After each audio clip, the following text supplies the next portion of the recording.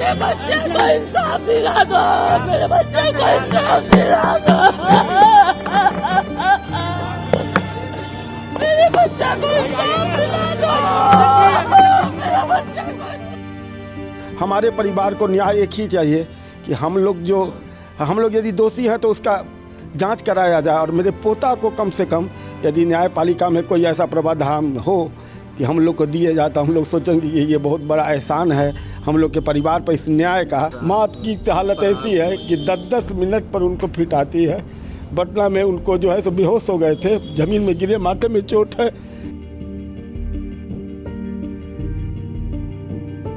ये कांड हुआ है उसके रात में भी 9 बजे से लेके और 9:45 तक मुझसे बात 10 बजे तक बात किया है।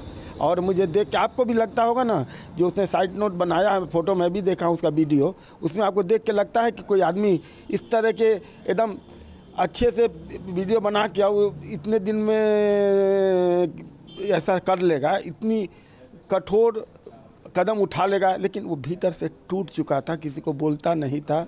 उसने तो राष्ट्रपति से भी गुहार किया, अमेरिका के प्रधानमंत्री नरेंद्र मोदी जी से भी गुहार किया। मैं भी गुहार करता हूँ अपने नीतीश कुमार जी से भी, जो बिहार के रहने, हम भी बिहार के हैं। और यदि उनको हम लोग का दुख लगता होगा कि सही है तो मदद करना चाहिए उनकी इस कानून व्यवस्था पर। हमारे पूरे परिवार पर 498 का केस आज भी था जो जौनपुर में, जिसमें हमारे सीनियर वकील विजय कुमार श्रीवास्तव और अवधेश तिवारी जी और एक तो आपको सुशील यादव जी, ये सब, सुशील राय जी, ये सब हमारे वकील हैं सीनियर।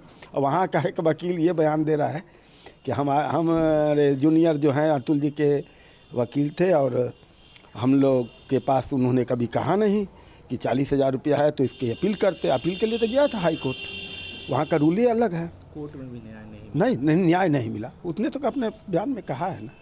उन्होंने ये भी जिक्र किया है कि मेरे बच्चे से भी हमें मिलने नहीं, सबसे बड़ा शौक यही है। हमारे बच्चे से मिलने नहीं दिया गया। मैं गया तो मैं भी चाहता था कि मैं अपने पोता को आज तक गोदी में नहीं लिया हूँ, क्योंकि मैं कभी बंगलोर नहीं गया।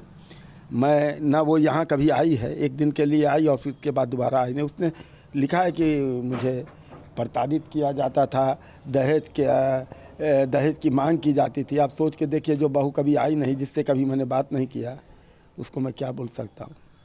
Justice is due. हाँ, अंतिम समय तक भी उन्होंने यही बात कहा। हाँ, तो जस्टिस तो है, बाकी वो तो शहीद हुआ है ना। मैं तो ये समझता हूँ कि मेरा बेटा शहीद हो गया। जैसे भगत सिंह शहीद होकर के राष्ट्र को संदेश दे के आज़ादी दिलवाया है, तो इस बुरे, हम समझते हैं करप्शन जो चल रहा है अदालत में और न्याय में, उसको जरूर नरेंद्र मोदी जी और जो न्यायपालिका है, सुप्रीम कोर्ट और उनके जो उच्च अधिकारी हैं, न्यायाधीश हैं, उनको चाहिए कि ये न्यायालय जो है एक मंदिर है। वहाँ पर बैठा हुआ इंसान यदि करप्शन करेगा तो फिर और अतुल सुभाष ऐसा करेंगे। मैंने उसकी यही भावना थी कि और कोई अतुल सुभाष ऐसा नहीं करे, कानून में सुधार हो।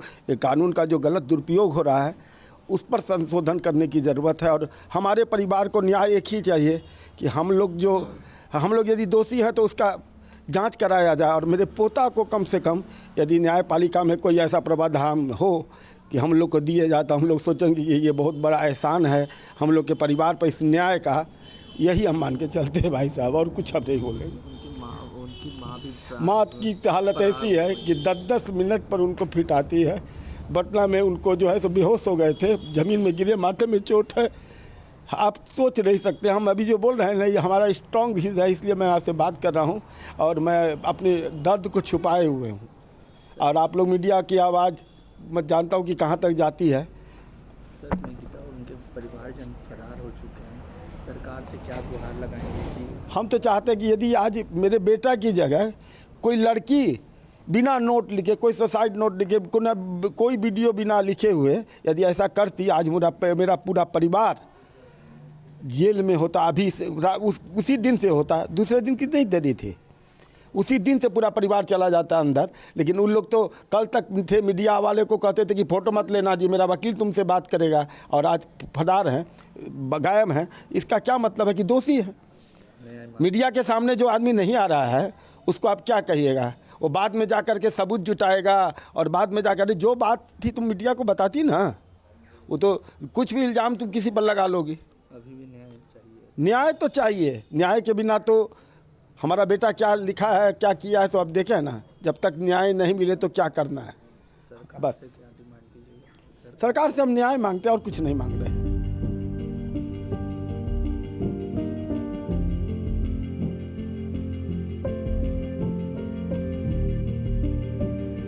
कुछ चीज़ें वो बोले हैं जिसमें वो बोले हैं कि हमारा जूनियर देखता है, तो फिर वो कैसे कह सकते हैं कि मेरे वकील हैं या नहीं। एट प्रेजेंट तो मुझे नहीं लगता कि वो वकील हैं। पहले कभी रहे होंगे तो मुझे अभी आइडिया नहीं है, मुझे देखना पड़ेगा कि वो हैं कि नहीं पहले। अभी तो एट प्रेजेंट वो लोग वो वकील नहीं है जो स्टेटमेंट उन्होंने दिया है। दूसरी बात, उनके ऊपर मैं एक और बात कहना चाहूँगा कि अगर वो एक्चुअली क्या है कि वहाँ पे जो वकील अगर अपने जज की बुराई करे तो उनका दुकान तो नहीं चलेगा, तो वो कभी उनके अगेंस्ट तो जाएंगे नहीं, ये मेरा मानना है। जो भी उनके फेवर में बातें कह रहे हैं कि उसको हायर कोर्ट में जाना चाहिए था अपील करने के लिए, तो मैं उनको ये बताना चाहता हूँ कि उसी वीडियो में अगर आप सुनेंगे तो बताया गया है कि अगर वो हाई कोर्ट में जाते तो उनको जाने आने की जो किराया है वो 50,000 रुपये हमें देना पड़ता। तो क्या एक हस्बैंड जो है वो एटीएम मशीन की तरह काम कर रहा है कि आपको मेंटेनेंस कॉस्ट दे, आपके बच्चे को मेंटेनेंस कॉस्ट दे, और फिर अगर हम हाई कोर्ट में अपील कर रहे हैं तो उसके जाने आने का खर्च जो है वो 50,000 रुपये बियर करना पड़े। तो मुझे ये समझना है लॉ से या सिस्टम से कि कैसे ये लॉ सिस्टम काम करता है। मेंटेनेंस कॉस्ट जो मांगा जाता है, क्या उसके पीछे जो है वो कोई वो है बेसिस है, या सिर्फ जो लड़का ज़्यादा कमा रहा है वो उसका जो है ज़्यादा पैसा देना है। जो लड़का ज़्यादा पैसा कमा रहा है उसको घूस ज़्यादा देना पड़ रहा है। वहाँ की जो जज हैं, वो जज साहिबा जो हैं वो बोल रही हैं कि 5 लाख रुपए दो, अगर तुम दोगे मुझे तो मैं ये केस सेटल कराऊंगी, अदरवाइज़ सारे आप तुम्हारे और तुम्हारे फैमिली मेम्बर्स को मैं कोर्ट में बुलाती रहूँगी। उसके बाद शायद उन्होंने, जब मेरे भाई ने मना कर दिया सच, तो शायद उन्होंने कोर्ट्स के जो डेट्स हैं वो बहुत फ्रिक्वेंटली देनी पड़े, बिकॉज कि वो परेशान हो। और आपको पता है कि कॉर्पोरेट एम्प्लॉय की कितनी छुट्टियाँ होती हैं, क्या होती हैं।